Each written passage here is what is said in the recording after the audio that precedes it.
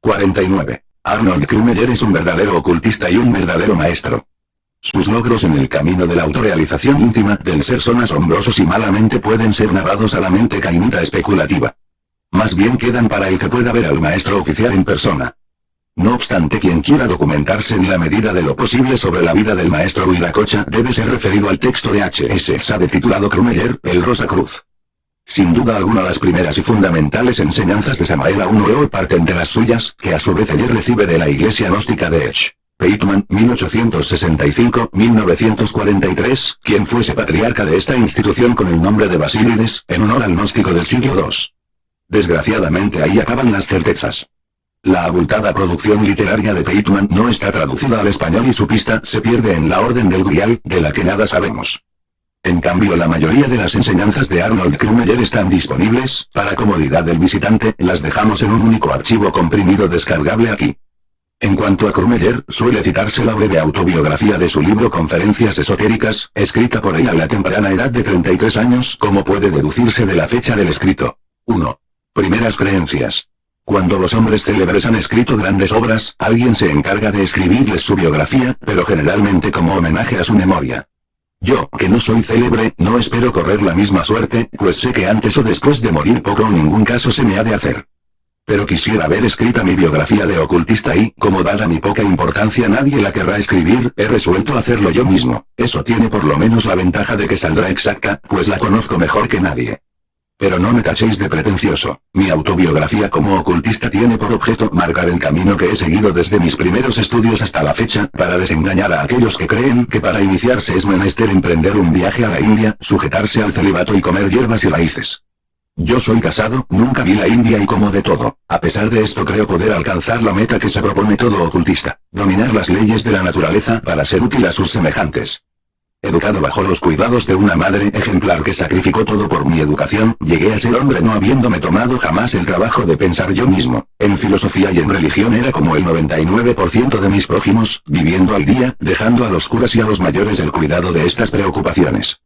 Siguiendo la rutina, creía que ser bueno significaba cumplir con los mandamientos de la Iglesia, rezaba todas las noches y como premio de mis virtudes, esperaba la recompensa en el cielo. Mi idea respecto a Dios era la que se forma en la mayor parte de los católicos, en que Dios no pasa de ser un gran comerciante, que en vez de dar mercancías por dinero, da cielos en cambio de misas, rezos, confesiones, etc., quita purgatorios, protege en el comercio, da maridos, etc. La idea de ser bueno y evitar el mal, no por miedo al infierno o codicia al cielo, sino por el amor al bien, me era hasta entonces desconocida. La anciana madrecita quedó, después de darme el último beso, en Alemania, y yo me dirigí a esa tierra que hoy llamo mi segunda patria, México. Mi familia había emigrado en el año 1823 a México siendo mi bisabuelo minero. Es muy interesante leer Brief aus México, donde existe la relación de esos colonos alemanes. Siempre nos habíamos considerado mexicanos y así al llegar aquí de niño me encontraba con mi casa, pero tenía deseos de conocer toda la América Latina. Mi primera residencia fue la República de Chile, uno de los países más adelantados y hermosos de Sudamérica.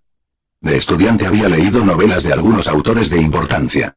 Sabía el Fausto, en gran parte de memoria, y, para cambiar alguna vez, había tomado una obra de Carlos Duperel, pero sin que sus ideas hubiesen dejado huellas en mi ánimo. Las leía para distraerme o para cambiar de lectura. Un año después de haber abandonado Alemania, recibí la súbita noticia de la muerte de mi santa madre. Aquel golpe me anonadó. ¿Cómo, después de haberla visto hacer tantos sacrificios por mí y en los momentos en que podía recompensar en algo sus afanes, se me arrebataba a aquel ser? Entonces se despertó en mi alma una idea completamente nueva, que me vino a poner en conocimiento que los hijos jamás sabemos apreciar los sacrificios de los padres para labrarnos un porvenir que solamente a nosotros nos interesa, y que ni durante una vida pagamos debidamente sus afanes, no cumplimos en lo absoluto ni con los deberes de familia ni con los de humanidad siquiera, porque una noche de desvelo y zozobra infinita, cuando nos velaba al lado de la cuna, una noche de insomnio y de congojas que pasa durante los peligros de la niñez, esa personificación del verdadero y único amor abnegado, no se paga con toda una existencia de cuidados, de amor y de respeto hacia los que nos dieron el ser. Yo renegaba, maldecía mi suerte, me costó una enfermedad física la idea de que al regresar a mi patria encontraría únicamente un pedacito de tierra que cubría aquel cuerpo santo. 2. El espiritismo. Al pasar por una librería vi una obra de Allan Kardec. Entré a comprarla y me encerré para leerla. Era la tabla de salvación que encontré en el océano de mis sufrimientos para aferrarme a ella. Aquella filosofía no me era nueva, la había leído de estudiante, hasta entonces llegaba a sentirla. Me convertí en un espiritista sincero, más aún, fanático en cuanto a la belleza de sus doctrinas. Me consolaba, me levantó el ánimo aquella filosofía, pero desde el primer momento me chocó la práctica. Jamás llegué a evocar a aquel ser a quien tanto había amado, pues la intuición, la razón, me decían que aquella santa debía estar localizada en regiones superiores, más puras, y que no hacía bien en atraerla a esta mísera tierra y comunicarla, obligándola a hacer manifestaciones inferiores como mover las patas de una mesa en los círculos espiritistas.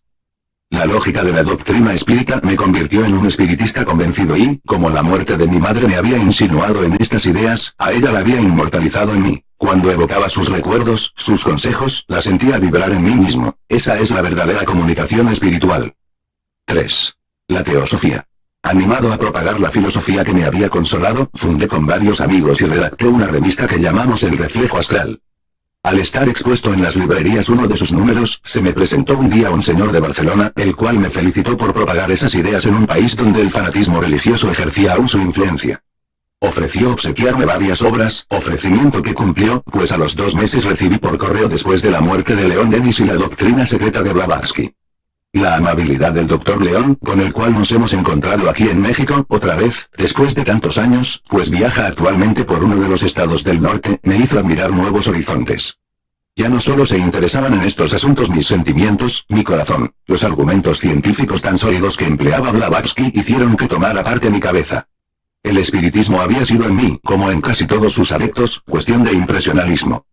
Vi que tiene una filosofía hermosa, argumentos sólidos, aspectos científicos cuyo estudio, he visto más tarde, es más fácil bajo la luz del ocultismo. La práctica de la mediumnidad además de ser ridícula es profundamente inmoral. Aquí en México, funge como espíritu familiar, en la mayoría de los centros, el benemérito de la patria Lic. De Benito Juárez, y da pena ver que esa gran lumbrera, que dirigió tan sabiamente los destinos de este país, se vea encargado de buscar objetos perdidos. Por fortuna que el espíritu de Juárez solo existe en la imaginación de los espíritus ignorantes, que faltos de conocimientos de las leyes que rigen los fenómenos psíquicos, pueden en la mayor parte de las ocasiones poner en relieve su irreflexión, pero no evocar como se debe.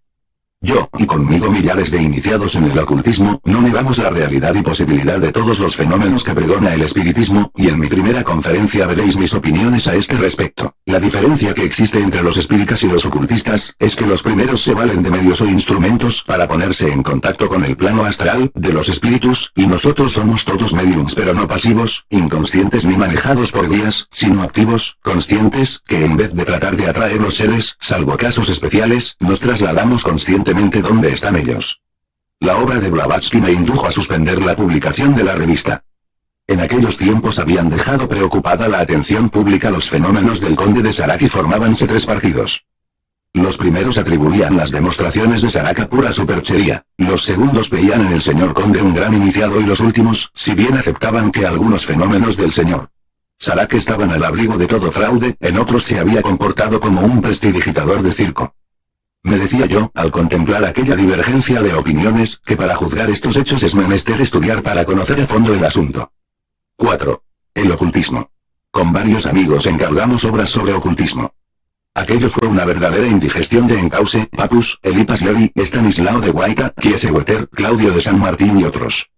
Estos autores eran y son hasta hoy, los mejores en la materia, y el lector que en sus obras sorprende la clave de los secretos que encierran, será un Rosacruz como Nostradamus, Paracelso, etc. Pero creo que no habrá uno solo que los arranque y les sucederá como a mí. Mientras más se lee, mayor es la confusión en que se enreda uno.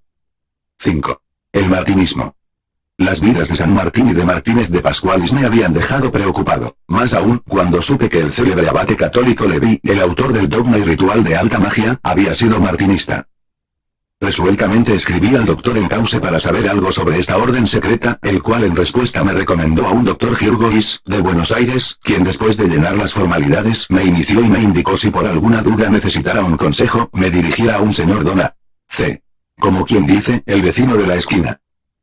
Don Arturo, que así se llama de nombre el señor C. Era de nacionalidad inglesa, había sido jefe de comercio de alta importancia. Era conocido por su rectitud y extrema honradez, y como poseedor de una regular fortuna, ocupaba en compañías mineras, bancarias etc. puestos de presidente, vicepresidente o director. En total un conocido comerciante pero de ocultista me parecía tener tanto como yo de mandarín chino. Me dirigí a su domicilio con casi la certidumbre que aquel señor me daría la dirección de un anónimo suyo, habitante de un barrio apartado, refugiado en una choza humilde de ermitaño, envuelto en una túnica larga, acariciando una barba blanca y venerable. Al responder a mi interrogatorio que él era la persona que yo buscaba, sentí deseos de retirarme decepcionado, pues no reunía el señor C. el tipo de mis ilusiones. Pero no pude realizar mi intento, pues el buen señor, dejando a un lado sus libros de comercio, me hizo pasar al salón. Pero, ¿qué digo a este hombre?, me decía yo, y por primera providencia me le quedé mirando con la boca abierta. Conociendo mi turbación y como si leyese mis pensamientos, me sacó del mutismo. Usted busca a un hombre que pertenece a la orden de los martinistas, y sus deseos son de aprender la filosofía y los secretos del ignoto. Sí señor, precisamente señor. Ese sí señor, precisamente señor, se lo repetí maquinalmente varias veces, pues en mi interior aún no quería abandonar la idea del iniciado, el maestro con túnica larga y barba blanca, pues un hombre con los bigotes a lo Kaiser no me cuadraba como un iniciado del martinismo, rama de los Rosacruz, poseedores del secreto de la piedra filosofal, que transmutan el plomo en oro, ocupado en cotizar acciones de bolsa. Me era lo mismo que ver a un arzobispo repartir programas de la corrida de toros. Poco a poco volví en mí, gracias a que el modo de expresarse del señor C. me hizo tomar confianza, y sin sentir entablamos una conversación sobre ciencias trascendentales. Mi asombro iba creciendo por momentos al descubrir en el señor C. un maestro de profundísimos conocimientos. En menos de media hora me había explicado mucho de lo que antes no me había dado cuenta. Sentí deseos de besarle la mano al despedirme, y en la calle repetía, el hábito no hace al monje. Como galantemente me había ofrecido su casa, a las pocas noches fui a verle. En su salón encontré reunidos a varios conocidos que nunca me habían hablado de él. La conversación versaba sobre los Mahatmas, unos grandes maestros que vivían en la cima de los Himalayas, pero que desprendiéndose de su cuerpo material se aparecían en forma vaporosa al llamado del adepto iniciado. Después que unos habían negado el hecho, otros lo habían ridiculizado y el resto dado por probable o posible la existencia de estos seres, el maestro, pues así llamaremos al señor C. Desde ahora, coge una espada, traza en el centro de la pieza el pentáculo de Salomón, de que hace uso Goethe en el Fausto, pronuncia una fórmula, para nosotros incomprensible, y nos ruega formar una cadena tomándonos de las manos. Apenas lo habíamos hecho cuando sentimos una detonación en la pieza vecina, como una especie de explosión de aire. La puerta gira sola sobre sus goznes como empujada por manos invisibles. En el centro de la sala vemos de frente a un fantasma, un ser vaporoso, pero compacto, avanza hasta tocarnos. Los pelos se me erizaban de punta, y si no es por el temor de aparecer como miedoso me desmayo. A pesar del miedo inusitado, me sentía feliz al palpar por primera vez una materialización perfecta de un maestro de lo invisible. En mi corazón se levantaba un grito de júbilo. Había pertenecido a los débiles que creen sin saber, ya era fuerte, creía sabiendo. No tengo la autorización del maestro para escribir todo lo que vimos esa noche y las innumerables noches de muchos años siguientes. Por ese medio traía objetos desde gran distancia, que caían en la pieza sin saber de dónde. Las apariciones que pudiesen ser objeto de nuestra ilusión o efecto de hipnotismo o sugestión colectiva, fueron innumerable número de veces fotografiadas sugestionándose la placa fotográfica, lector incrédulo. Una de tantas noches, se trataba entre los asistentes a la reunión si acaso todos los hombres tienen cuerpo doble o astral o si aquello era solo predominio de unos cuantos himalayenses. El maestro coge la espada, y sin más ceremonias de las que estábamos acostumbrados, evoca y nos trae a la pieza a un señor que la mayoría conocíamos. Le dio algunas órdenes, que cumplió al día siguiente como autómata, y estoy seguro que si le hubiese ordenado un asesinato lo habría hecho, estando a muchas leguas de distancia de nosotros.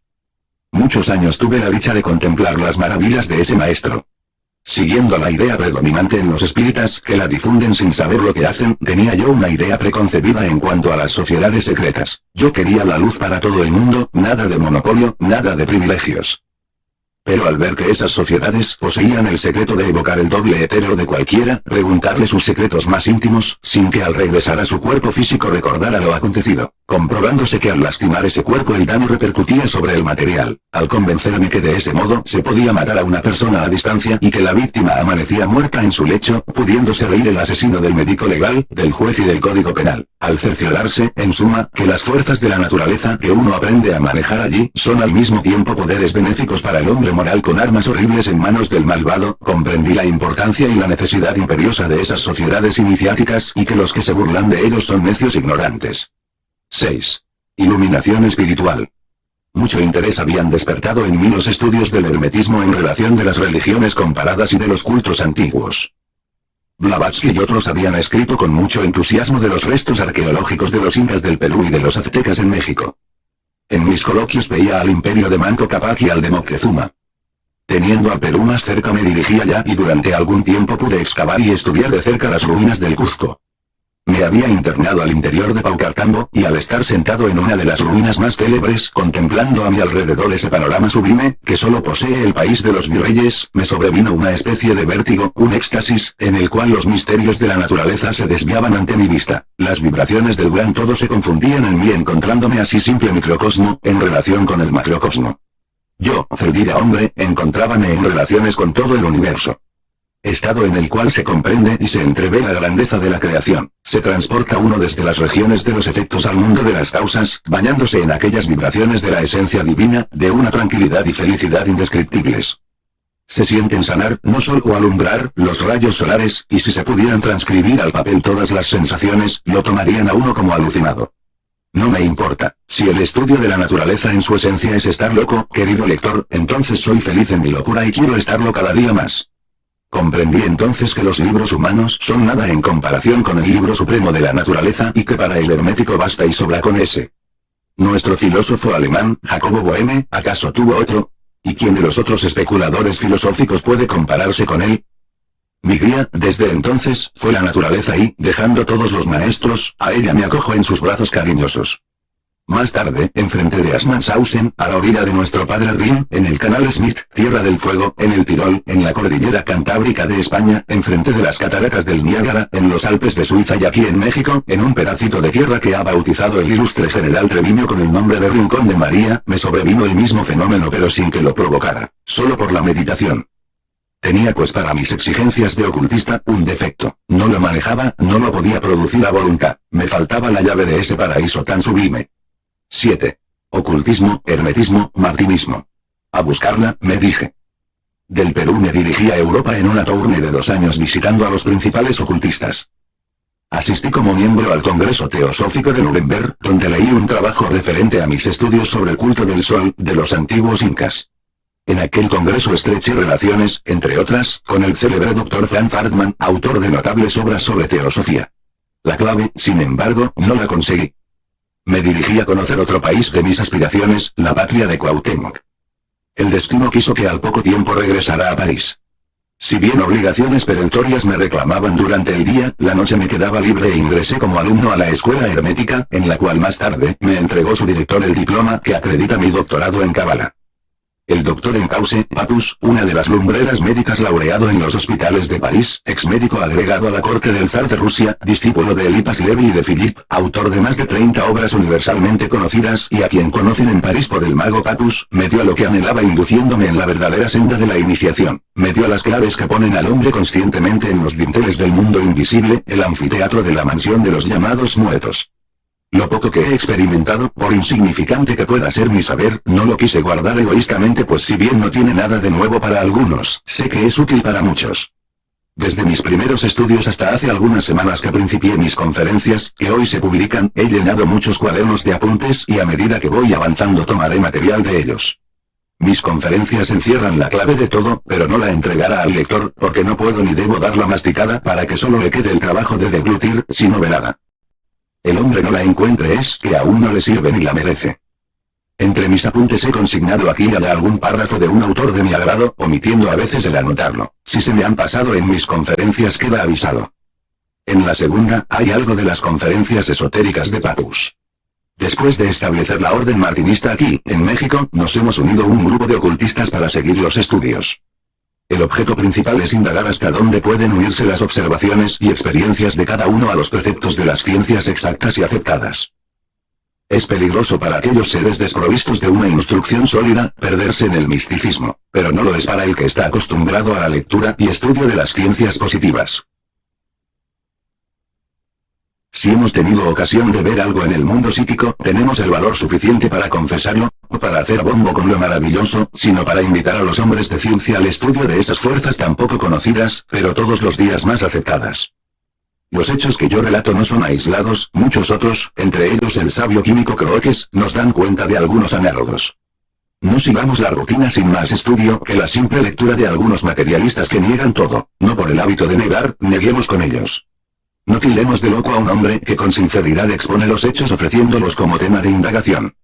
Cada uno aporta su grano de arena para fomentar la luz. Si mis trabajos cumplen con ese cometido, lo juzgarás tú, lector querido.